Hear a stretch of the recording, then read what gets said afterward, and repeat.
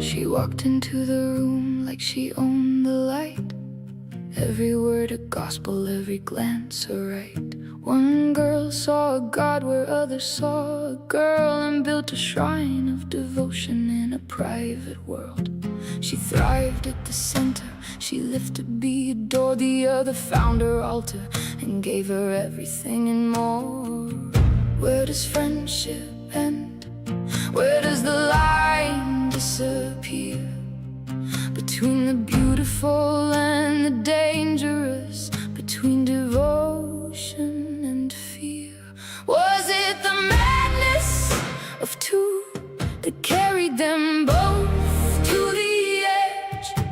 One who deified the other, one who fell to her knees on the ledge. Was it the madness of two that turned a bond into a fuse, or were they always destined to become what they became?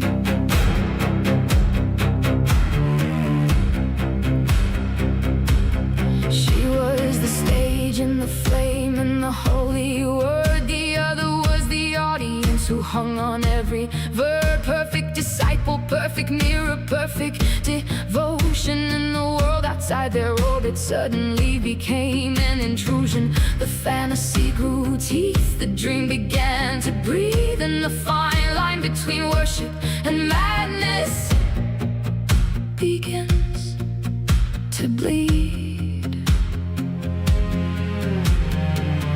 Where does friendship end? Where does the line disappear?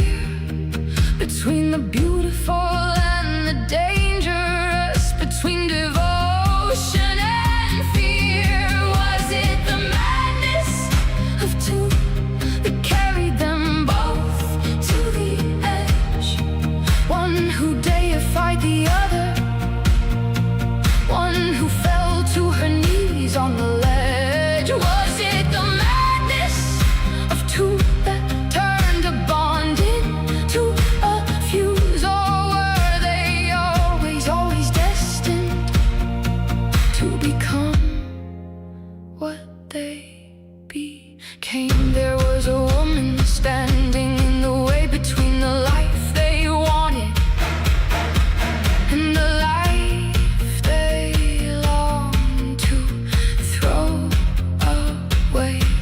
They called it interference, they called it being free, they called it necessary, and the mother never came home. Was it the madness of two, or a cold and calculated choice? A mother's silence so they could be together, no one left to give her a voice. So was it the madness of two? Could it have been stopped at the edge? The vulnerability of adolescence and the darkness of the ledge. Were they always going to fall? Was the spiral always in them? The fine line between fantasy and the darkest thing of all, the madness of two. The madness of two.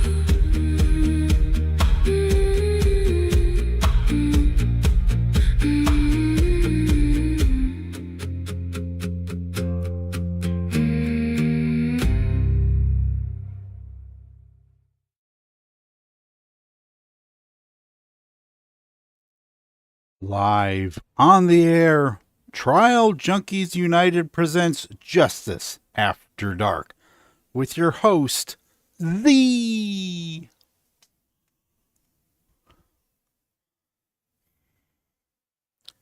Doing tonight. We have Dr. Rachel's here with us, therapist our beautiful mods, Fala, Irish, and Semi for Quad jumped in first tonight. Hey, where the lavender grows, I'll be frank. Sleuthy, my dear, is here. Oh, we've got a good lineup of people for a really interesting show tonight. And this is one you can't help but go down the rabbit hole with. And I thought because, And she did, guys. She did. Yes, I did. And our other mod, Katrina, the lovely Katrina, is here. She's our lurker mod. She comes and she goes. We love her. I don't know. She thinks she's busy with all those kids. Bad, Katrina. No, we love you, darling, and so happy you joined us.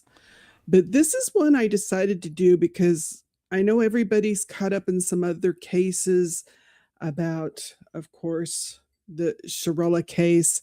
And I got to thinking about young people and crimes. We've talked about it before, but then I found this case that I had stumbled on before, but all of a sudden it came up in my feed, and I thought, you know what? We're going to go there tonight. So, greetings to the trial junkies, the truth seekers, and the justice warriors. I'm Z, your storyteller in the wilderness of injustice, with my ride or die doc riding shotgun as we navigate the darkness where the predators hunt and the system fails. And we're going to shine a light on a forgotten story society likes us to leave buried. So buckle up. The path ahead grows bumpy as we lead you through another section of the nightmare they call the justice system. Doc, are you ready to go? I'm already just trying to navigate these bumps. Okay, well, you stay in the control center and make sure we don't get too bumped around. Okay. When we talk about, and I will say the word murder, we talk a lot about young people who kill. And in recent years, juvenile cases have dominated our headlines. Kids who commit acts so brutal, so calculated, that the adults in courtrooms and living rooms and even our comment sections are left asking the same question over and over again. How does this happen? How does this happen? How does a teenager, someone who hasn't even finished growing a brain yet, end up doing something that can never be undone?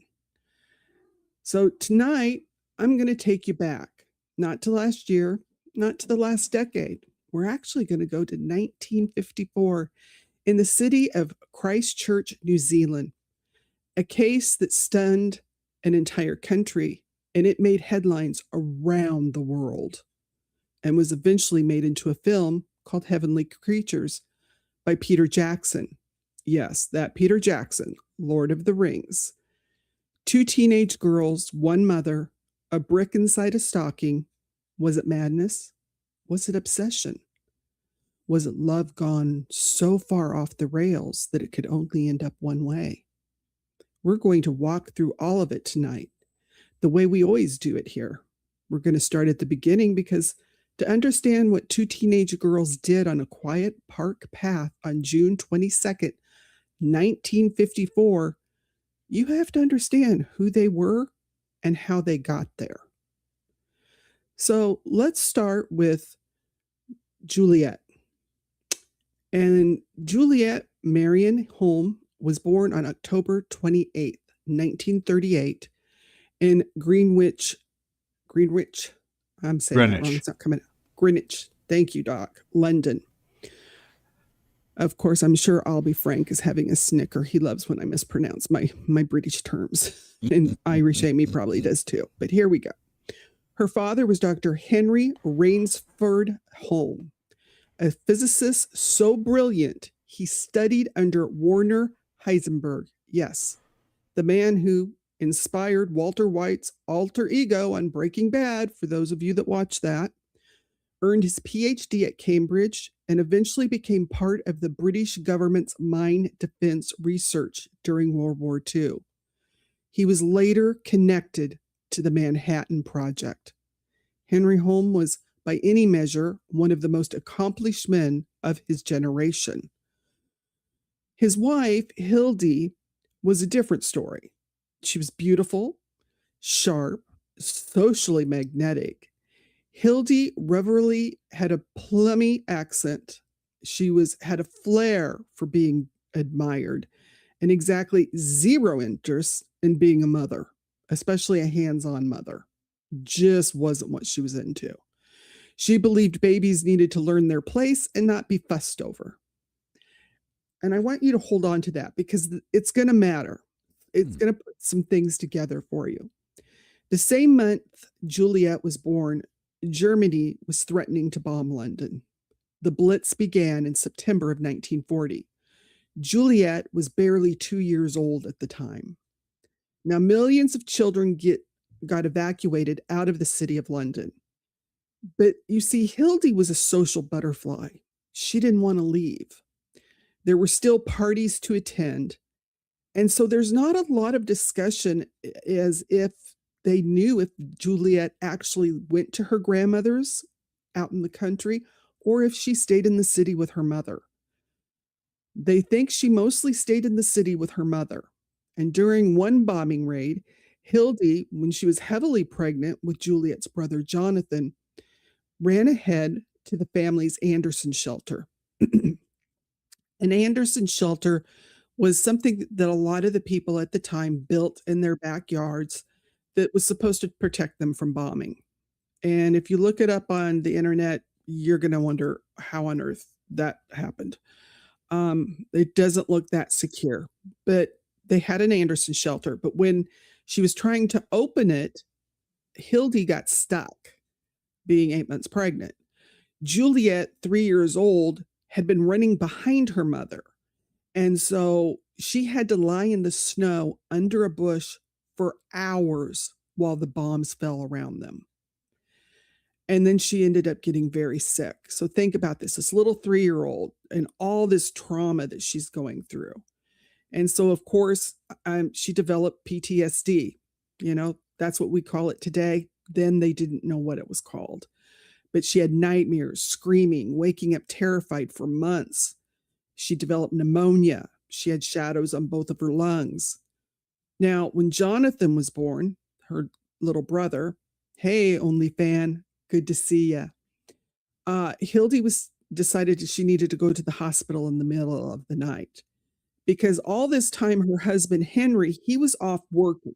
Okay, he had gone and was working on the Manhattan Project, so she was in the city alone with her 2 children. She left in the middle of the night, didn't wake up her 5-year-old, didn't leave a note, nothing, just left. The child woke up and nobody was there. Her mother had just walked out. Now, Hilda eventually, had to have a neighbor take care of her because she stayed at the hospital for a bit. And eventually she decided to use Juliet's health issues, her lung issues, as a reason to send her away. At 5.5, Juliet was shipped to Barbados. Now, Hilda didn't go with her or the baby. She sent a nurse to go with her. And then eventually they sent her to the Bahamas to live with some acquaintances, complete strangers to this child, for bronchitis that had gotten so severe they thought she might die. So she spent roughly 2 years in bed. So just think about that. All this trauma this child has gone through at this point. Okay? Yeah, shell shock. That's it, Semi. Thanks. And so in 1947, her father had come home and he decided he didn't want anything to do with the war anymore. So he took a position as a rector at Canterbury College in Christchurch, New Zealand. And at this point, Juliet would have been 8 years old, but she was still in the Bahamas. But instead of bringing her straight to New Zealand, she was sent to the Bay of Islands to yet more strangers, months before the family finally moved. And even the family wasn't in that big of a hurry to get there. The author, Peter Graham, who later wrote the book that Heavenly Creatures was based on, said that it seemed they were happy to delay for as long as possible. The company of a child whose defects and temperament made her difficult to handle. She was 8 years old. By the time Juliet arrived at Christchurch Girls High School, she had attended 10 different schools. She was 8. She'd never held a friendship. She had been abandoned by so many different people, by so many different times, who were supposed to love and care for her, that she had actually built an entire world inside her mind. complete with characters, kingdoms, friends who would never leave her. In 1952, at 14, Juliet was diagnosed with tuberculosis on one lung. And she left, her parents left for a trip to the United States and then London. She spent 112 days in a sanatorium without her parents. She was 14 years old and genuinely could have died. And her mother and father went on a holiday. But then she arrived at Christ Church Girls High School. She was tall. She was blonde. She was aloof. She was breathtakingly intelligent. Her IQ tested her at 170, but she was deeply, profoundly alone. Just think about that. Now, let's get to the other young lady, and that would be Pauline. Pauline Yvonne Ryder. And she was born on May 26, 1938, in Christchurch, New Zealand, just 5 months before Juliet, and about as far away from Juliet's world as you could get while still being on the same planet. This is Juliet here. That's how she looked when she got to the school. This is Pauline. Her parents were Herbert Riper and Honora Parker. Honora Parker. And they called her Nora. Herbert managed a fish shop, and he was quite a bit older than his wife, Honora. Honora ran the house at a boarding school or at a boarding house at their home to help make ends meet. They took in lodgers. She cooked their meals. And the house, by all accounts, always smelled like fish because he worked in a fish market. There wasn't any crystal glassware, no shelves of books, not a big estate. There were boarders at the kitchen table and a constant grinding worry about money. Because he was older, at this time, he was close to his 60s. When Pauline was 5 years old, she had developed osteomyelitis. And I'm mispronouncing that, but it's a severe infection of the bone marrow that is, even with modern medicine, incredibly painful and difficult to treat. She was hospitalized for 8 months. 8 months at 5 years old, away from school, away from friends, her family, only allowing her parents to visit in the evenings because they had work. She had multiple operations and 2 years of daily wound dressings after that. She came out with a permanent limp and pain that required prescription medication for the rest of her childhood. What Pauline did during those long, lonely months in the hospital was right. She built a fantasy world in a notebook to survive the silence. That's who she was before she ever met Juliet Hulme, a girl who had already learned that imagination was the only place she could fully escape. Now think about that. Both of these girls had huge health crises as young ones. Both were separated from their families. Both went through a lot. Both ended up creating imagination, these worlds that they escaped into. Now with Pauline, the family, she had a younger sister, Rosemary, who was born with Down syndrome. Rosemary's not really talked about. She was about 2 or 3. She was sent to live at Templeton Farm Institution. But the family didn't abandon her. They visited every single Sunday. They brought her home for holidays. Pauline, they said, was genuinely fond of Rosemary and was good to her. Pauline had dark, frizzy hair that was always wild and a permanent expression that people described generously as a scowl. She also had an older sister by 11 months, Wendy, who they often said they looked like twins. She preferred to go by the name Paul. She wasn't bullied exactly. She was more the kind of person that other kids just didn't know how to approach. A nonconformist, a loner. And she didn't particularly care what you thought about either of those things. But when Juliet walked into Christ Church Girls High School in 1952, tall, blonde, English accent, the whole thing, every girl in the building tried to get her attention. And Juliet had no interest in any of them, except Pauline. Now, they found each other on the sidelines because due to their both chronic health conditions, They were excused from physical education. So while the rest of the class was running around, Pauline and Juliet sat together on a bench and they started talking. They talked about what it was like to be sick when you were small. They talked about writing, poetry, about opera. Juliet's first appearance in Pauline's diary was March 11th, 1953. By that spring, Juliet had invited Pauline into the fantasy world she had been building alone for years. And Pauline dove in headfirst. Juliet went home and told her mother, "I've met someone at last who has a will as strong as my own." Now, within months, Pauline was practically living at the Hulme family home at Elam, a grand Tudor-style estate provided by the university. Now, think shelves lined with books, French wine, and crystal glasses, a maid, a horse, a mother who floated through rooms in beautiful clothes and treated the girls more like her girlfriends than children. And then this is where Pauline lived, where she would go home, to the fish smell, to the boarders at the kitchen table, to a mother who was stretched thin and exhausted and didn't have much patience left at the end of the day. And these were her parents, Honore and her dad, Hubert. And her mother must have been, stretched thin, taking care of all these people, exhausted. You can't blame her. And you can see exactly where this was going because Pauline began to resent her family deeply. She adored Dr. Hulme, thought he was refined and brilliant. She adored Hilda, who brushed Paulina's hair and told her she was like a foster daughter.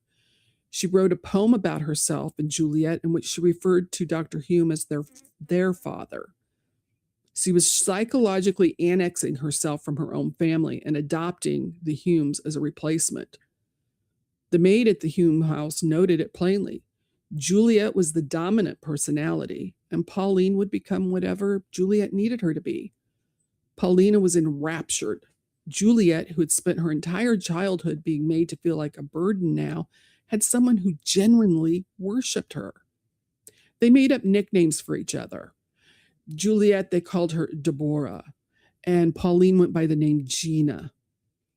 And for both of them, this friendship filled a hole nothing else had ever touched. Together, they built this elaborate fantasy world. Hey, Afton, thanks for coming. The kingdom of Borovnia, the fourth world. Think about that. A heaven-like dimension that only about 10 people in the world had the mental capacity to perceive, and they were 2 of them. They wrote stories obsessively, gave themselves royal identities, created their own religion to replace Christianity. They built an actual shrine on the grounds of the estate and held nighttime ceremonies there. They sacrificed small dead animals. This was not a hobby. This was a world they lived in.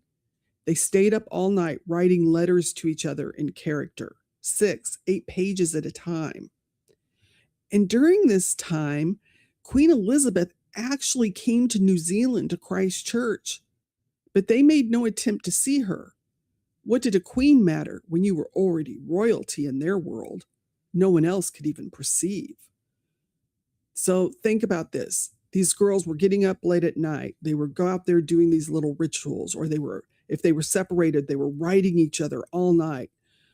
And consistently, your brain begins to change if you're not getting the sleep you need. I think we can all attest to that.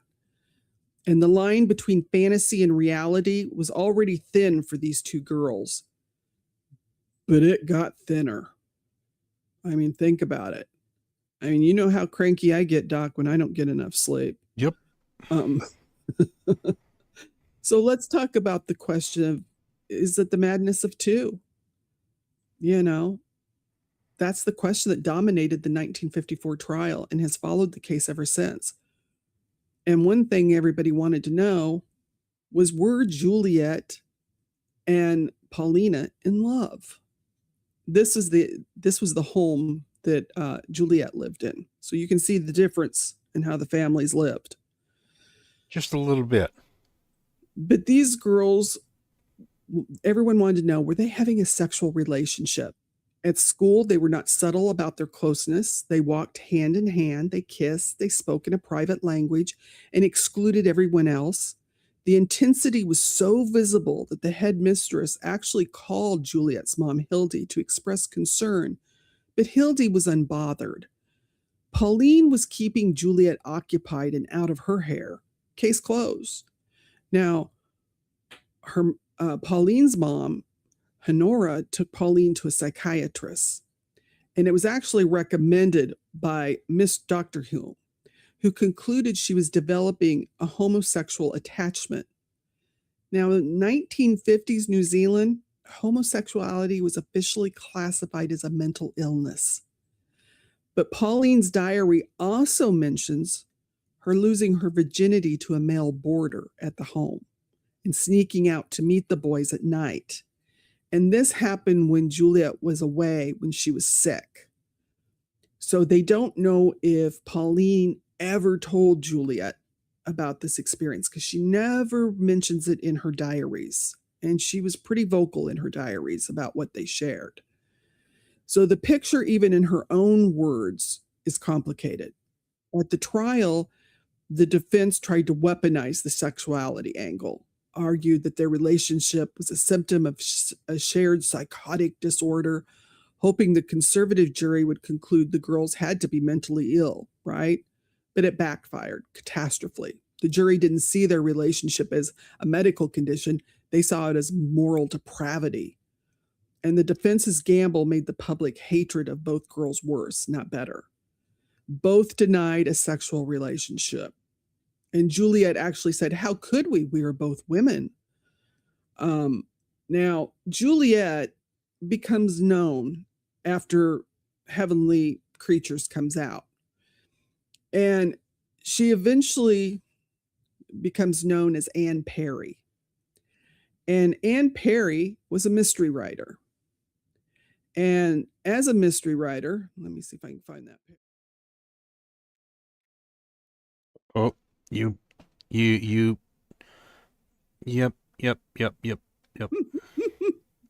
He spends more time correcting my boo-boos. Okay. Whoops. There we go. Okay. This is Anne Perry. And she came to be known, but she still was denying as recently as 2006 that there was anything sexual between them. And we have some questions about how we can ever fully know the truth when only record is a diary written by someone who knew it could be read. Because Juliet also had a diary. It's gone.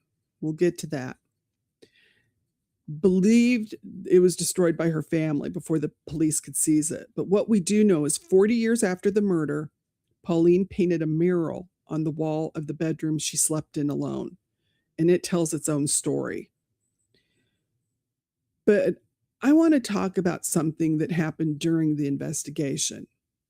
And this one hit like a second blow to Pauline. Now, remember, she thought her mother was boring because, Hilda was so exciting. But during the murder investigation, and this had nothing to do with the crime itself, but she'd grown up knowing herself as Pauline Yvonne Reaper.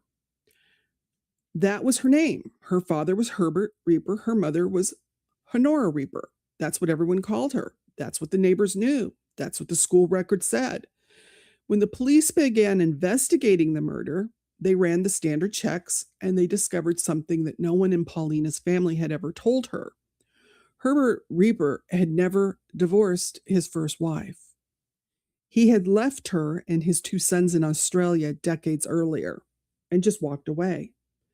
And because he never legally married Honora, when he testified under oath that Pauline had no idea her parents were not married, even Wendy, her older sister, had no idea. That secret was kept the entirety of those girls' lives and would have been until this event. So what did it mean legally? Pauline could not be charged under her father's surname. She had to be charged under her mother's legal maiden name, Parker. And that's why Pauline Yvonne Parker is the name that people know. And that was who she was according to the law. And the document up there is actually a document from the estate of her mother, Honora. Everything got left to the children because she was not married to their father. So think about that. She's being arrested and tried for her mother's murder, and then she learns that her entire family identity, her last name, everything she thought she knew about who she was, had been a lie. And here's the irony that the courtroom did not miss.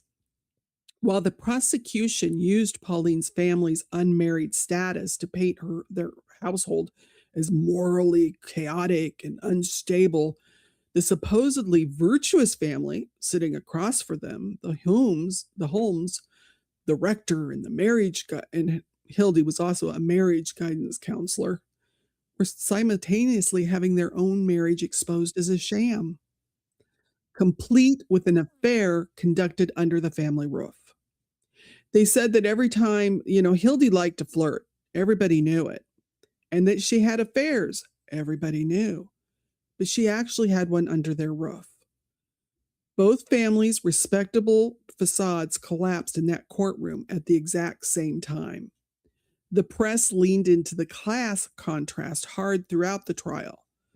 Pauline was painted as a plain, intense girl from an unstable, lower-class home. Juliet was the spoiled rich girl who had corrupted her. The public assumed Juliet must have been the mastermind. Then Pauline's diary was read aloud in court, and it turned out the murder had originated entirely with Pauline, or had it? Her entries show fierce, independent calculation. The mastermind narrative collapsed. The girls had written themselves as queens. The world had written them as monsters. The difference between the two families was that the Hulmes had money, status, and connections, and Pauline's family had nothing like that. They were just middle-class people. But the Hulme marriage, let's get into what was actually happening inside that beautiful house on the estate. Hilda had been conducting affairs since she arrived in Christchurch.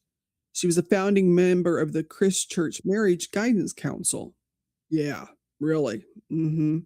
She would ignore the women in the room and work her way through the men. Everyone in Christchurch's social circles knew it. It was the open secret.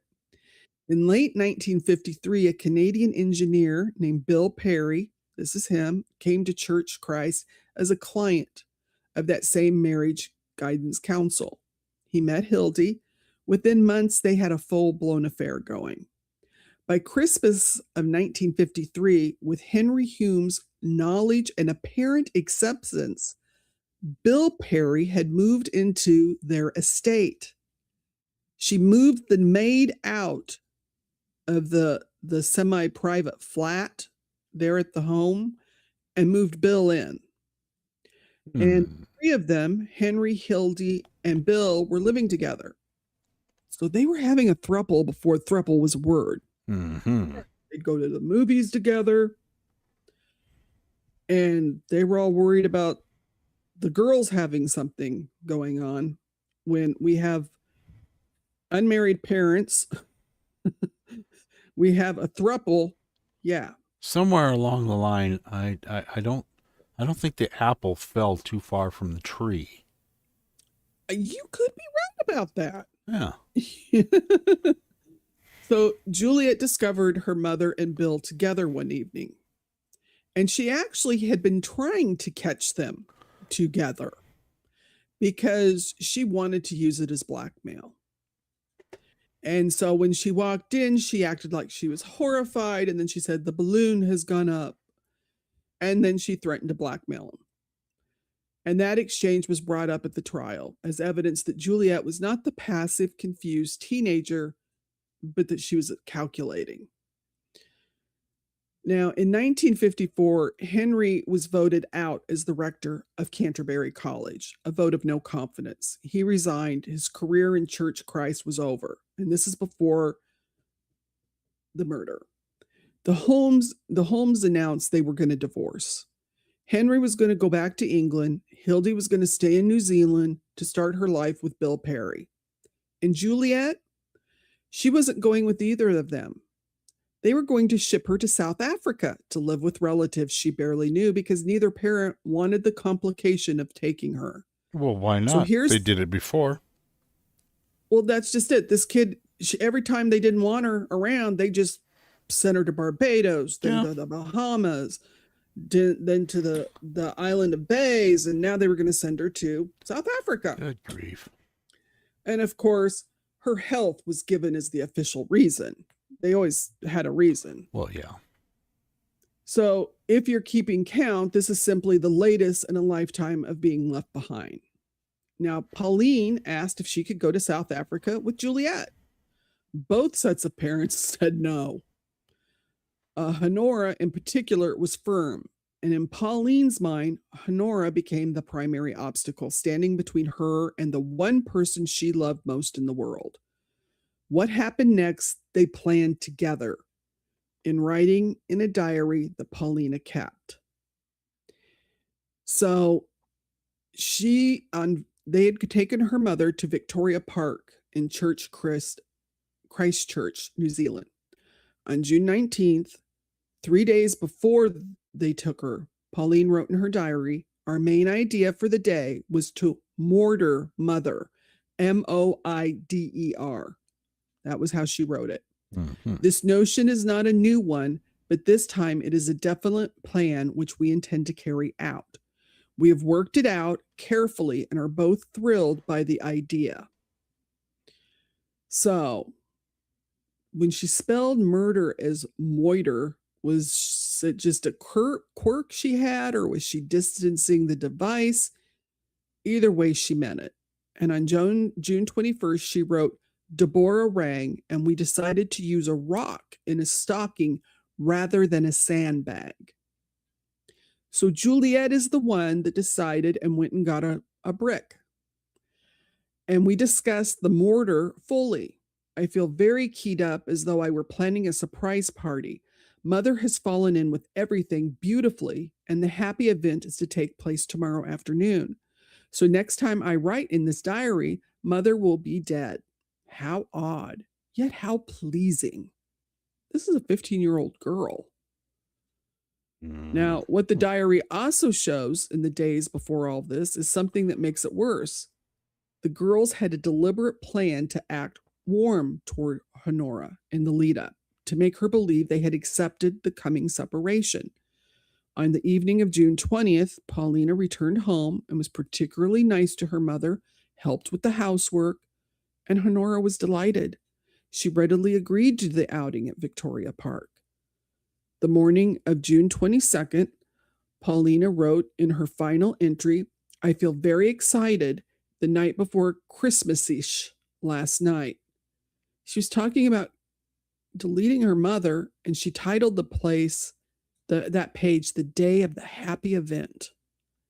That afternoon, Juliet and Pauline invited Honora to Victoria Park, a chance to say goodbye before Juliet left New Zealand for Africa. Juliet's departure was set for July 3rd.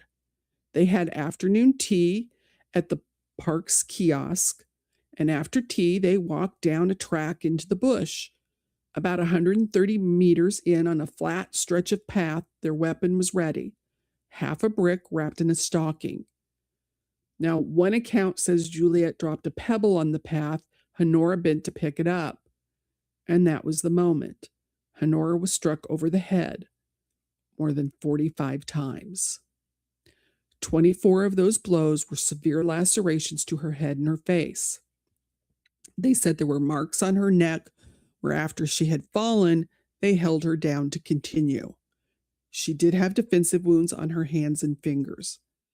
The medical examiner found her skull had been fractured, multiple brain hemorrhages, and so much blood loss that her body had almost been completely drained. Think about that. Her denture plate was found in the dirt beside her. Now, these are two little girls that took her out and did this to her. "Hey, Mustang, good to see you." Well, not exactly little girls. Well, no, 15 and 16. Yeah. 15 and 16 at the time. But I mean, it's hard to think of two girls to be so vicious. Mm-hmm. But Juliet and Pauline ran back to the tea kiosk covered in blood, screaming, "Please help us. Mummy is hurt," covered in blood. The man working the kiosk ran down to the track and found Honora's body. He knew immediately it was not a fall. The girls washed up, went back to the Hulme estate, changed into pajamas, and went to bed. Now, when the police arrived and woke them, they sat on the couch together and told their story, calm, composed, slightly different versions that didn't line up. But when the police separated them, both became distressed, and that night officers eventually searched Pauline's bedroom and found the diary when the detective asked about the bloodied stocking on Honora's body. And they said, and Pauline said, "I had an old stocking in my bag. That was the alibi. One stocking, old, just happened to be carrying it." When she was pressed further, Pauline admitted to killing her mom. She confirmed she had planned it. She insisted Juliet had not been present and knew nothing. And then she said, "I still do not wish to say why I killed my mother." And then this is the line that I can't shake. She says, "As soon as I started to strike my mother, I regretted it, but I could not stop."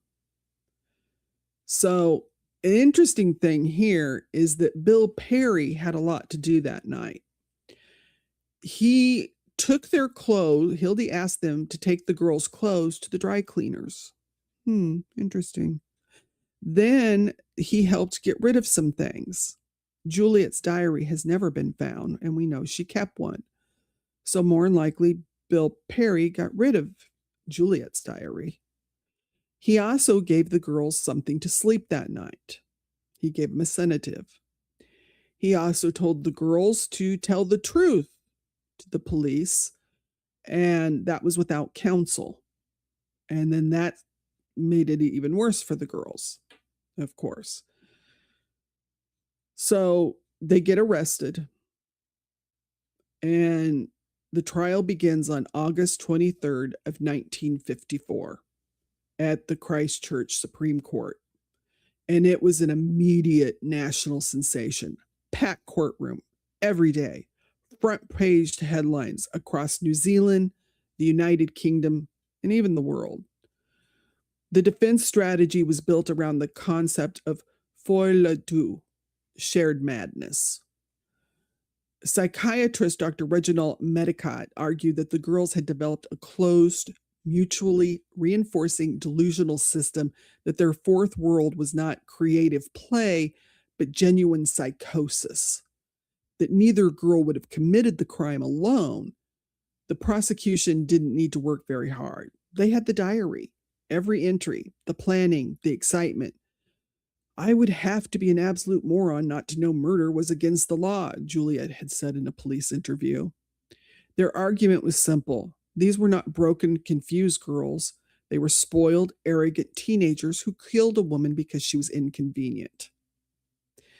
Now, the defense's psychiatrist, Dr. Francis Bennett, told the court what Paulina had said to him directly, that she would still feel justified today in killing her mother if her mother had been a threat to her bond with Juliet.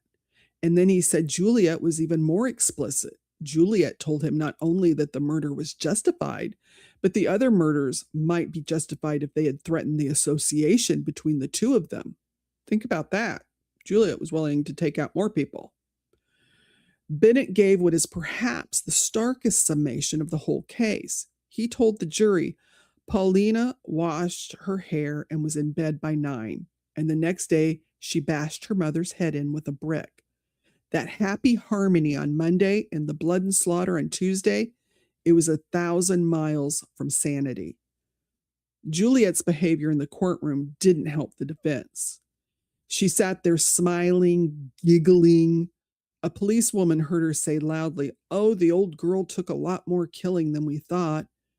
And when the policewoman expressed shock, Juliet turned on her. "Oh, aren't we the perfect little policewoman?" Yeah. Her lawyers were so alarmed by her volatility that they refused to put her on the stand. When Dr. Medlock was asked whether the girls understood the legal penalty for murder, Juliet answered for him from the dock. She drew her finger slowly across her throat. Paulina looked at her from under the brim of her hat and smiled. On August 28th, 1954, after less than 2.5 hours of deliberation, the jury found both girls guilty of murder, legally sane, full responsibility. But they were minors. Paulina was 16, Juliet 15. So death penalty was off the table. They were sentenced to be detained at Her Majesty's pleasure ultimately. Both of them served years in separate prisons, never permitted contact with each other. Juliet was sent to Auckland's Mount Eden prison, an adult facility where she was the only child inmate. 3 months in solitary confinement, 23 hours a day alone in a cold cell. She later called the conditions barbaric. Paulina was sent to Paparu prison near Christchurch. Matricide was considered unforgivable even among hardened criminals, and she faced intense hostility from the adult inmate population. Cut off from Juliet and their shared world, she experienced what was described as a complete psychological collapse and turned to the Catholic Church. 2 defense psychiatrists had declared both girls grossly insane. The prison authorities pointed to the jury's verdict, legally sane, as the reason no treatment was warranted. 5 years served, not a single hour of psychiatric care, and that might be something to think about. Now, decades later, after Juliet had reinvented herself as the best-selling crime novelist Anne Perry, and her identity had been exposed following the 1994 release of Heavenly Creatures, she gave interviews in which she explained why she participated in the murder. Have a good night, Afton. Thanks for coming.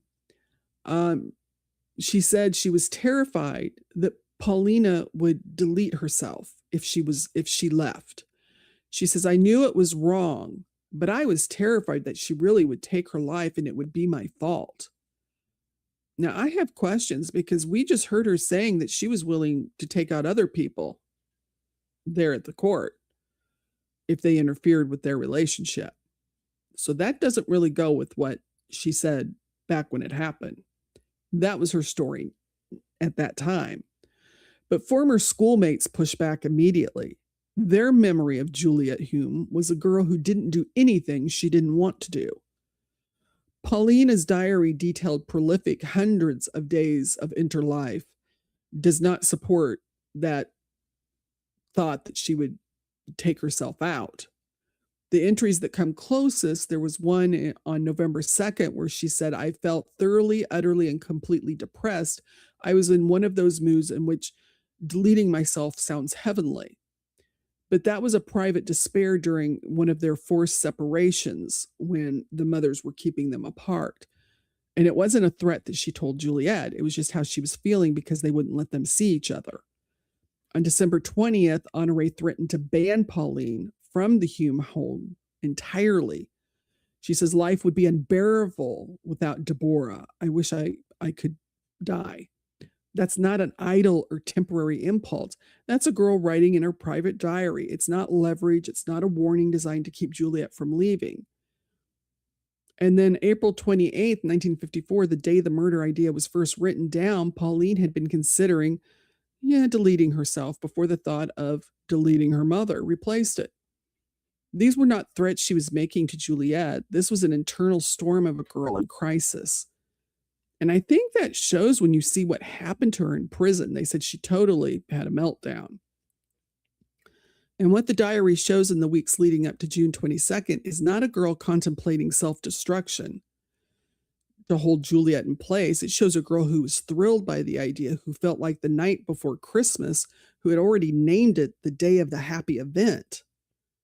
So Julia's own diary existed. Peter Graham believes it was destroyed by the family. We know it was Bill Perry, more than likely, because he was the one on cleanup duty for some reason in the throuple before the police could seize it. And the only account we have of this threat is one that Juliet gives 40 years later in an interview when she's a best-selling author with a legacy to manage. Now, I'm not saying what the truth is. I'm saying the only surviving evidence does not support her version of events. I think that's how she wanted things to be. But let's talk about her brother, because after her brother was born, she had a real dislike for that baby brother because her life kind of fell apart. She got shipped off, the brother got to stay. So they had a tumultuous relationship. But Jonathan was 10 when this murder happened. And his father actually, Dr. Hulme, did not wait for the verdict. He left New Zealand and he took Jonathan with him. Juliet was still sitting in the dock. He took Jonathan and he departed, and he went back to the UK. Now, Hilda was changing her name by deed poll, which means she legally changed her name after the verdict to Mrs. H, and she chose her middle name, Marion Perry, taking her affair partner's surname while the trial of her own daughter was still in progress.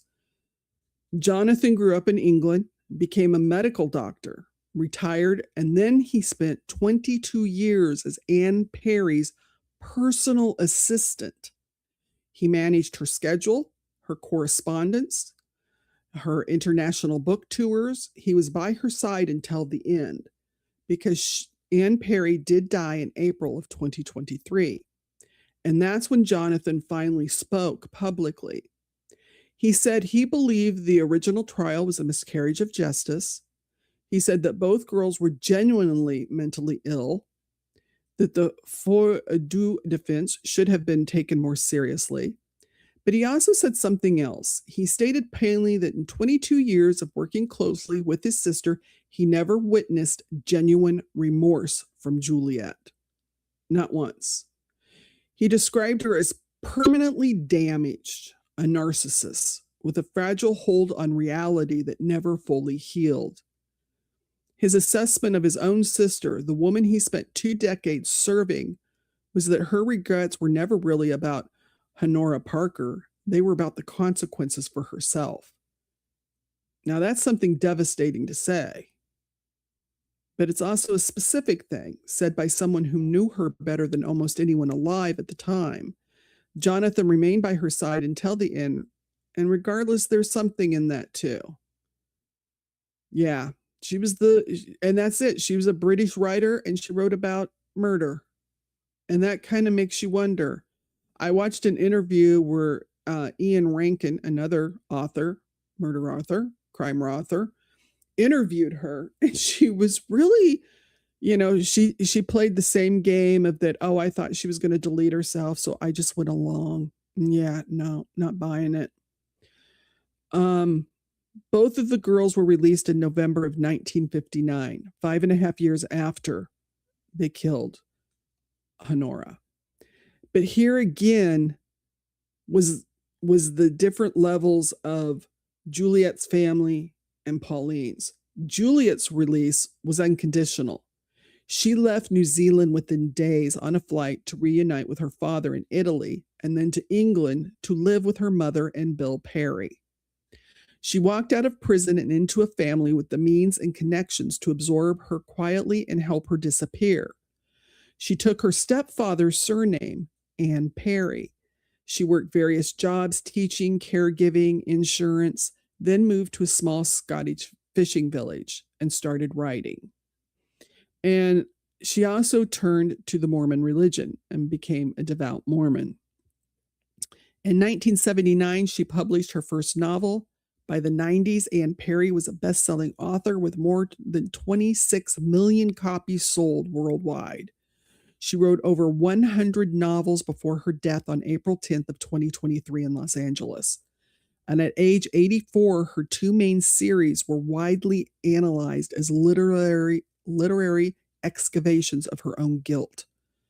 The William Monk series in particular features a detective who has lost his memory and spends every book grappling with the question of who he was before and whether the person he has become can ever fully make up for the person he might have done in his past.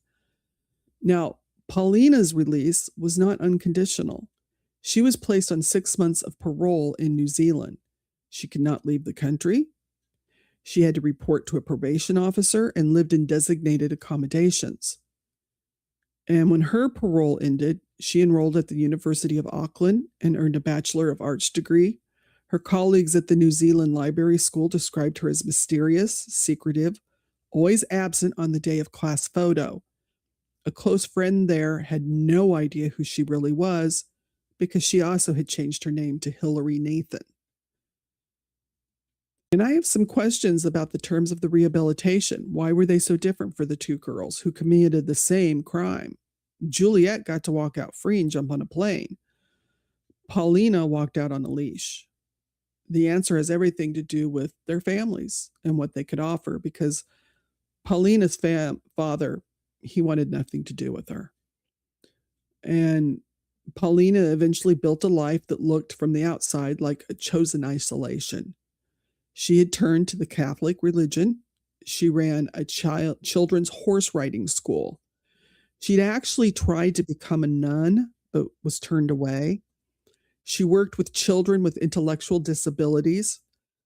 Now, her sister Wendy said she was a much more contented person because she had achieved the lifestyle she always wanted: a place in the country, a stable of horses. Neither woman ever married. Neither had children. Wendy, who had lunch with Paulina just hours before the murder and spent decades maintaining a relationship with her sister, told reporters that Pauline felt profound remorse. She said Pauline told her it just all got out of hand. I don't know what happened. And then Wendy said something I think about. She said, I loved her and she still loves me. I accept what happened in our lives was an absolute mistake. In the end, both women fulfilled the dreams they had shared as girls. And Perry became a published novelist. Hilary Nathan got her horses and her countryside. They just did it 60 years later in different countries without each other. Both women turned to religion, like I said, and which was interesting because remember, they started their own religion in their fantasy world. And that was not, they both went, one went to become a Mormon to the Church of Latter-day, Jesus Christ of Latter-day Saints, because its emphasis is on forgiveness and the possibility of starting over completely. But Pauline converted to Catholicism. And something tells me everything about her life that I guess Pauline or Hilary built, she really tried to put herself almost like a nun. She built a life where she had solitude, prayer, no television, no radio. She worked quietly with children and horses in a small village in Kent, over in the UK. Her life was stripped of almost everything except devotion and penance. And then there is the name she chose. And some people have questions about that because she chose the name Nathan, who was a prophet sent by God to confront King David after David had arranged for a man to be placed at the front of a battlefield. So Nathan was the instrument of accountability. And a Catholic priest familiar with the case said that he thought that had something to do with it, why she chose the name. But in 1997, after a journalist did knock on her door, and she panicked and she fled Kent. Pauline left something extraordinary, though, behind in the upstairs bedroom of that cottage she'd been living in for years, in the village of Who, Kent.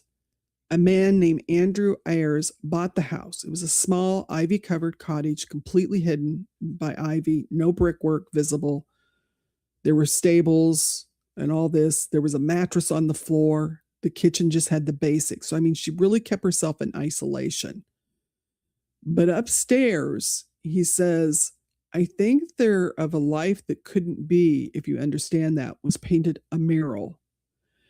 And this mural was something that she had taken a lot of time doing. And it features two reoccurring people in these photos or these paintings.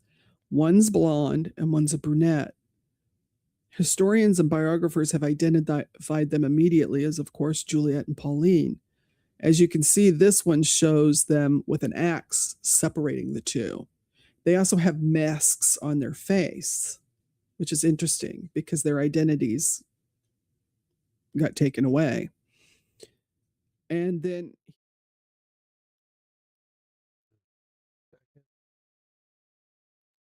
And this one shows the brunette and the blonde and the flames.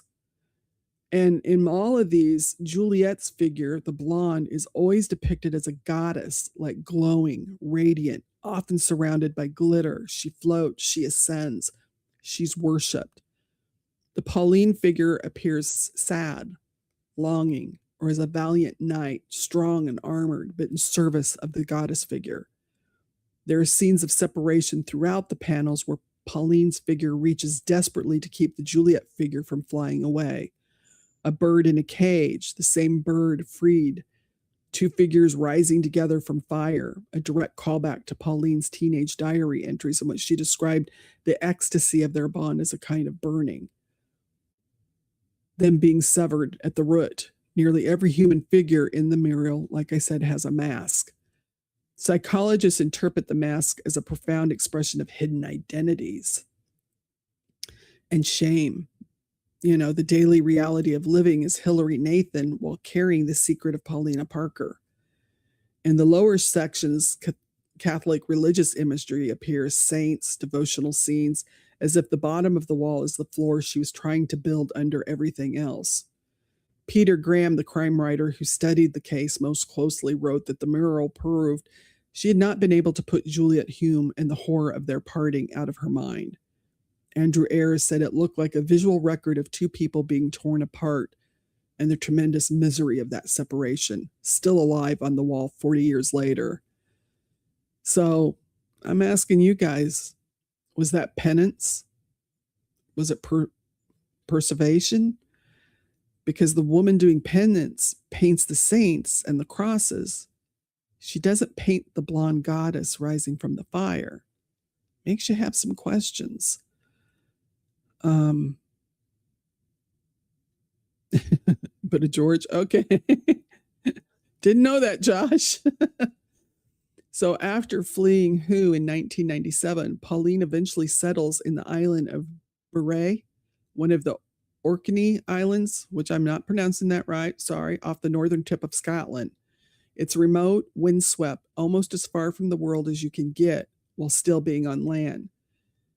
Juliet had already been living in Port Mahomik, a small fishing village of the northern Scottish coast, for years before her identity was exposed.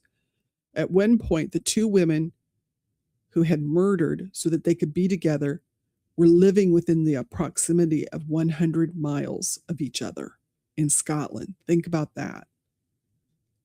They both left New Zealand and eventually both ended up in Scotland, just about 100 miles apart, but never saw each other again. Close enough in theory, but they never met. They never made contact, not once in 64 years. In a final and complete irony, they had murdered Honora Parker so they would never have to be separated. But the deed separated them permanently, forever from the moment they were escorted to different prisons. Anne Perry died in Los Angeles when she was getting ready to see about having one of her books turned into a movie. Hilary Nathan, who turned 88, she's still alive as far as we know. And she's still on Borovnia Island in the near total isolation and prayer and working with horses.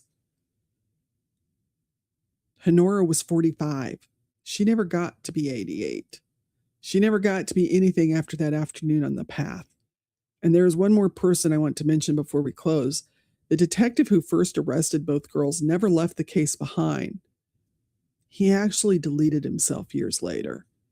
His daughter's explanation of why, what really got to him was not only that they were the same age as me, but they appeared to be two completely normal girls. I mean, that's something to think. Yeah, sure. Yeah. Yeah, I'm not sure you could say they were normal, but were they totally ill? Was there some things about the way they were raised?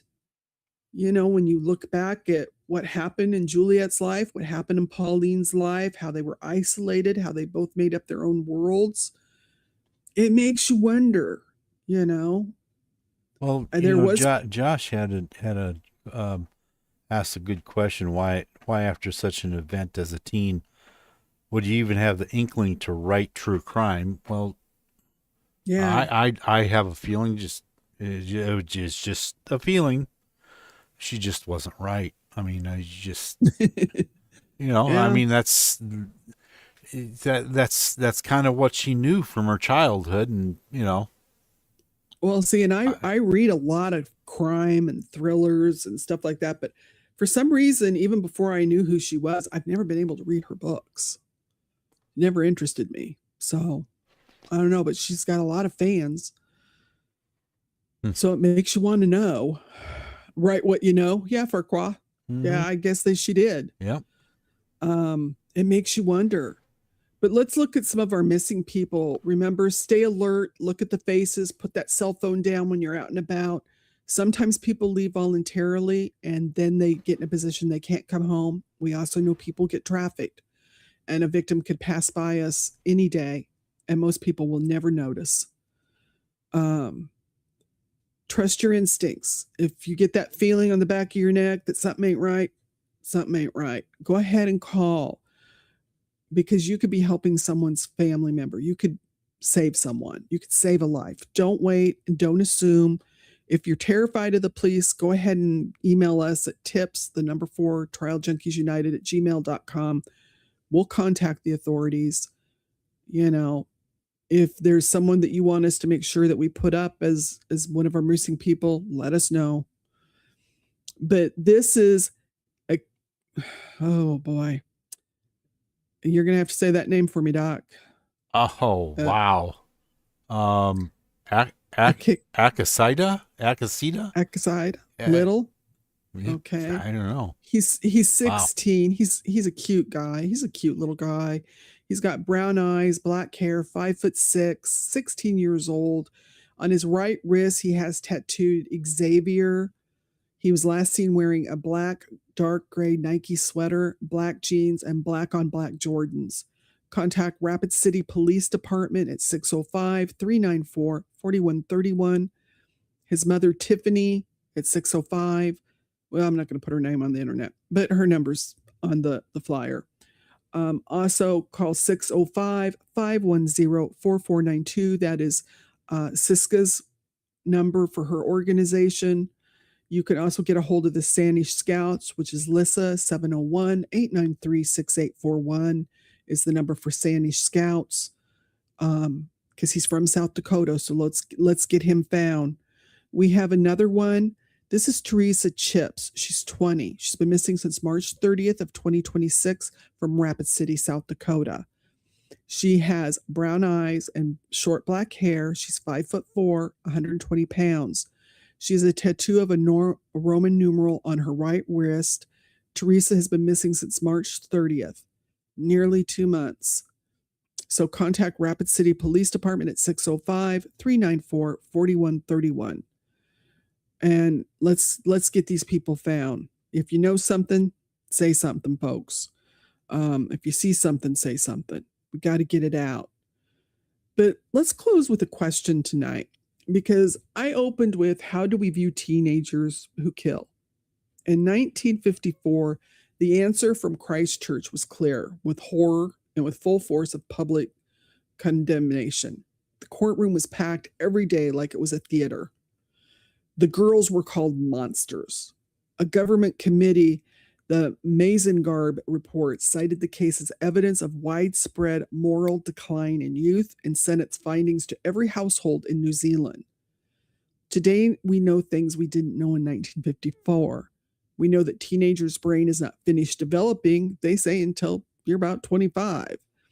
The prefrontal cortex, responsible for understanding consequences, for impulse control, for grasping the full weight of permanent decisions, is not fully formed until, like I said, 25. We also know that chronic sleep deprivation, which these girls were clearly experiencing because they were going out and meeting in the middle of the night or sitting up all night writing letters, sometimes not going to bed till 8 or 5:30 in the morning. And that can alter your brain chemistry in ways that blur the line between fantasy and reality. We know what happened to a child who is sent away over and over and told implicitly that she's a burden. And that kept happening to Juliet. And yet, here's the part that should stay with us. 2 defense psychiatrists declared both of them grossly insane, but the prison gave them 5 years and not a single hour of treatment.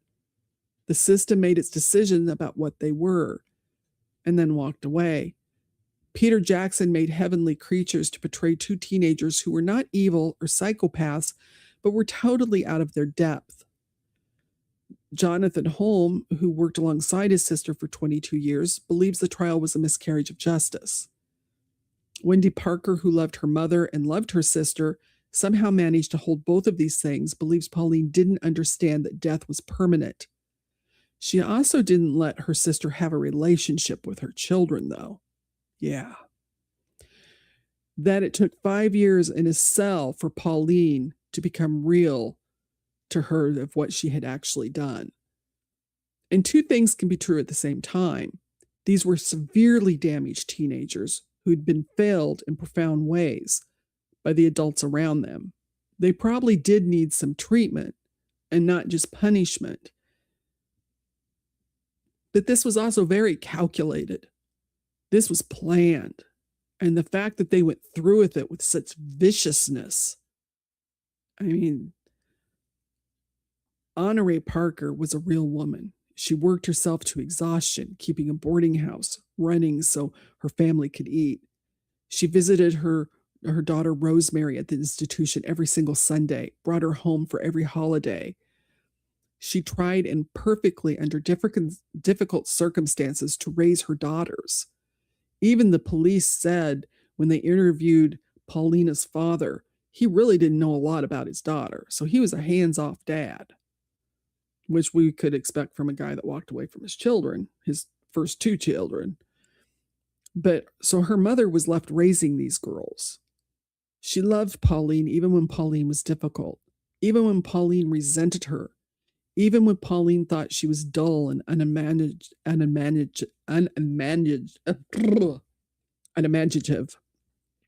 and then an obstacle. She was murdered by her own daughter on a Tuesday afternoon in a park where she thought she was saying goodbye. Honora Parker deserved to live. And that's the thing that gets buried when we spend decades dissecting the psychology of the girls. She had a face and a name and a life and plans and a Rosemary she visited every Sunday. And her name was Honora.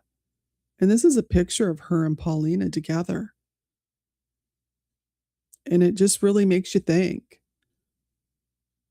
I mean, we have to think about the victims. We spend a lot of time with the ones that do the deed, but we also have to think about the victims. And sometimes young ones, even teens like this, do things so horrific, they do need to be put away. But do they also need to get some help mentally? That's the question I have for all of you. There's a fine line. It's a fine line. But just remember, every killer and predator depends on our silence, so don't give it to them. If you know something, speak up, because that wasn't a mannequin. It never is. And as our motto goes, silence is betrayal. So we're not going to be silent. If you have a story you think we need to look at, please email us at trialjunkiesunited@gmail.com. Thursday, we're going to see you to take care of one of our MMIP cases. We tell their stories because every story deserves justice. Thank you for those. I'm sorry we weren't here last Thursday. I had migraine. With the bariatric pressure is going crazy. And that just makes my brain hurt. Barometric pressure. Thank you, Doc. See, I can't even say the word. But thank you guys for taking your time to hang out with us tonight. I hope you appreciate the story we did tonight, because I think it's one to think about, because we're seeing more young people commit crimes. And there's a fine balance between holding accountable and also, is there something wrong with them? I don't know. We'll have to see. Each case is different. Until next time, stay informed, stay compassionate, keep seeking justice, keep seeking truth, keep demanding justice, never stop speaking up. You want to say goodnight, Doc? Good night, Doc. We love you guys. And remember, criminals never stop, so neither do we. And until next time, you guys keep fighting for justice. And we'll see you Thursday night on Justice After Dark. Ciao, everybody.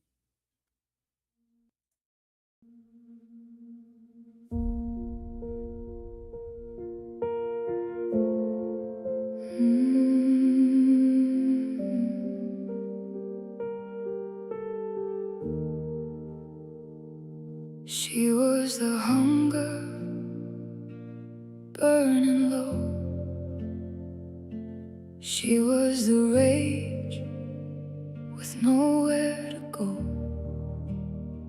Two broken mirrors turned face to face, each one the ember, each one the blaze.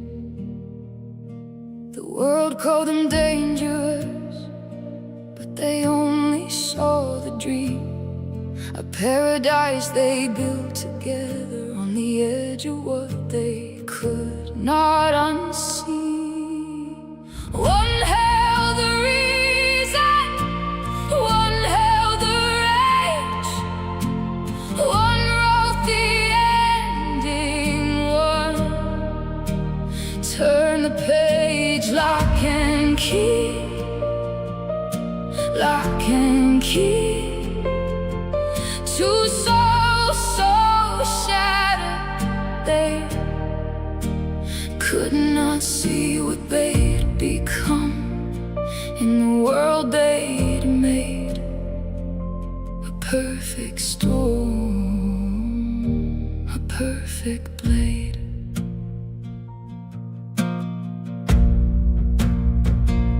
She was the vision, she was the will. One breathed the fire, one moved to kill. Woven so tight that neither could break. The love turned to poison, the bond became fate. The world called them dangerous, but they only saw the dream, a paradise they built together on the edge of what they could not unsee. One held the reason, one held the rage, one wrote the ending, one turned the page. Lock and key, lock and key. Two souls so shattered, they could not see what they'd become in the world they'd made. A perfect storm, a perfect blade.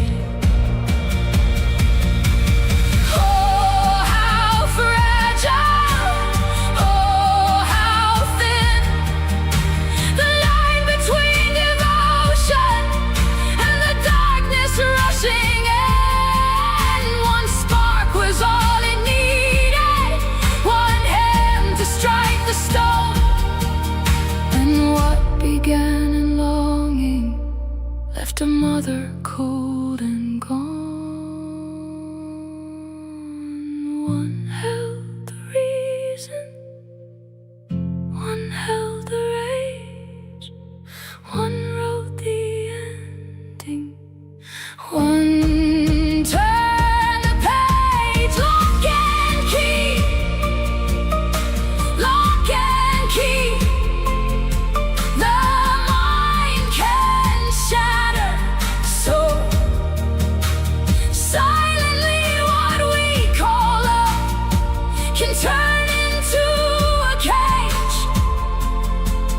When two lost children share the same rage,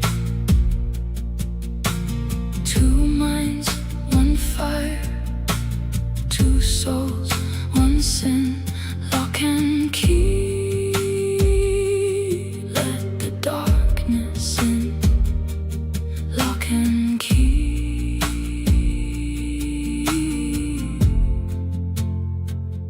let the darkness in.